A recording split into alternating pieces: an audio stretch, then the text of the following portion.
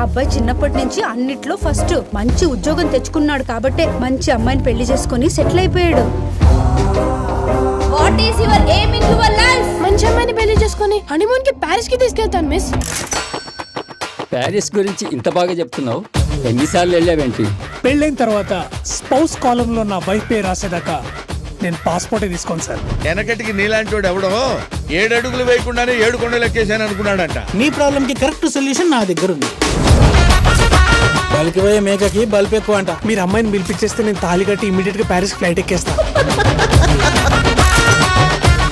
Life లో ఏ decision నీకోసం నువ్వు తీసుకోలేదు. నేను డిసైడ్ చేసుకున్నా, నేను డెసిషన్ తీసుకున్నా, మనం పెళ్లి చేసుకుందాం. సరే పెళ్లి చేసుకుందాం పద. ఈ సంవత్సరం నీకు పెళ్ళైతే నువ్వు వంగలేవు, ఊపలేవు. Let's start our life with a kiss.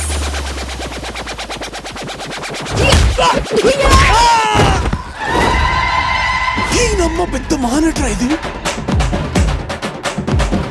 ఆనంద్కి దయ్యం పట్టింది. నీ భార్య ఒంట్లో ఏదో క్షుద్రశక్తి చేరిందిరా. అరే క్లియర్ గా నాకు అర్థమయ్యేటట్టు ఒక లైన్ లో చెప్పమ్మా.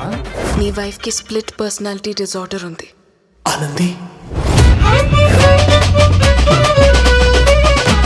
నీకేదో స్ప్లిట్ పర్సనాలిటీ ఉందని. ఇట్లనే ఉంటది బేటా లైఫ్.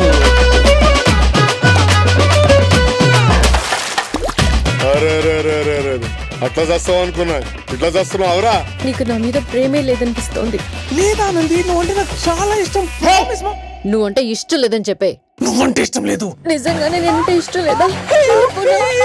నీ అపరిచితుడు పిల్లంతో పోలిస్తే నా పిల్లం బెల్లం రా. సేమ్ పిచ్చికిటే పట్టిందా? అవలగలక మాట్లాడుతుంది.